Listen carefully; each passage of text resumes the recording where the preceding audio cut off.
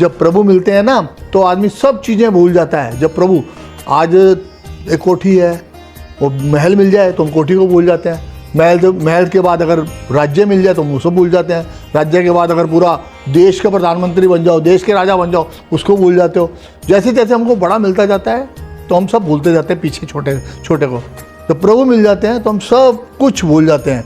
तो मैं आपको ना एक छोटी सी सच्ची घटना सुनाता हूँ, बड़ी इंटरेस्टिंग है, तो अभी आपको सुनाता हूँ। जब साइकिल हो तो साइकिल बड़ी प्यारी होती है। स्कूटर मिल जाए तो साइकिल की वैल्यू ख़त्म, कार मिल जाए तो स्कूटर की वैल्यू ख़त्म, अब कार के बाद ऑडी बॉडी मिल जाए तो उसकी वैल्यू ख़त्म। उसी प्रकार जब ईश्वर मिल जाते हैं तो सब चीज़ें पीछे छूट जाती हैं। मैं आपको एक सच्ची घटना सुनाता हूँ। सेकेंड वर्ल्ड वार में एक लड़का था अंग्रेज, वो 20-22 साल का था, तो वो घायल हो गया युद्ध के अंदर। अब युद्ध के अंदर वो घायल हो गया तो उसको अपनी पिछले जन्म की, वो पिछले जन्म कह रहा हूँ, उसी जन्म के अंदर जो पिछली सारी बातें थी वो भूल गया बच्चा, कि मुझे कहाँ हूँ, मैं क्या नाम है।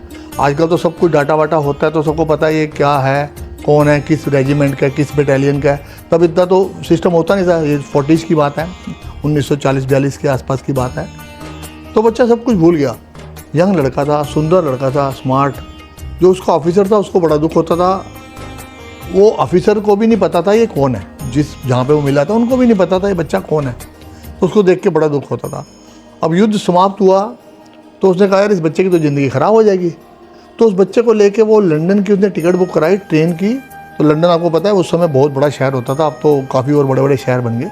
तो उसने लंदन की टिकट कटाई ट्रेन की 15 दिन की, उसको गाड़ी में बिठा के चल पड़ा।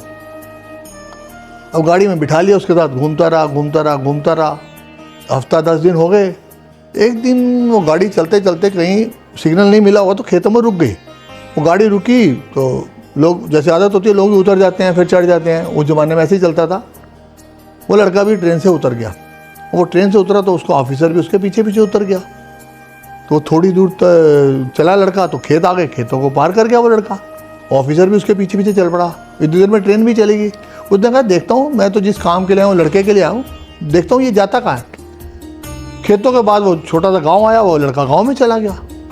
गाँव में जाके घर के बाहर गया, उस लड़के ने घर का दरवाज़ा खटखटाया तो अंदर से एक बूढ़ी सी औरत आई बाहर आते ही जैसे वो औरत बाहर आई तो उसने उसको गले लगा लिया लड़के को। लड़का बोला माँ बोल के उसने गले लगा लिया। उसने देखा चलो बड़ा अच्छी बात है यार, इसको परिवार मिल गया।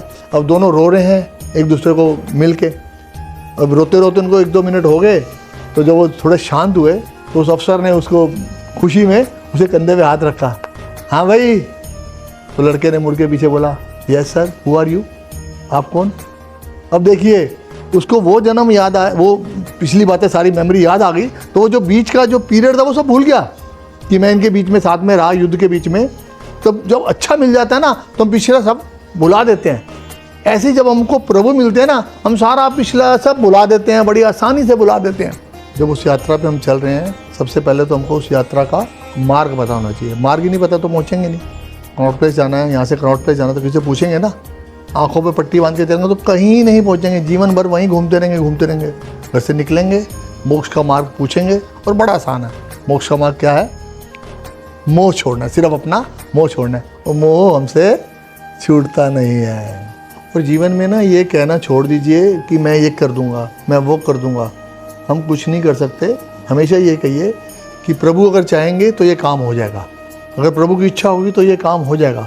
जैसे औरों के धर्म में बोलते हैं ना इंशाअल्लाह, ऐसी बातें हमारे धर्म में भी है, हमारे शास्त्रों में भी है। हरी इच्छा, हमारे शास्त्रों में हरी इच्छा, अगर प्रभु की इच्छा होगी तो ये काम हो जाएगा। हरी इच्छा होगी तो ये काम हो जाएगा। हरी इच्छा। जय श्री राम।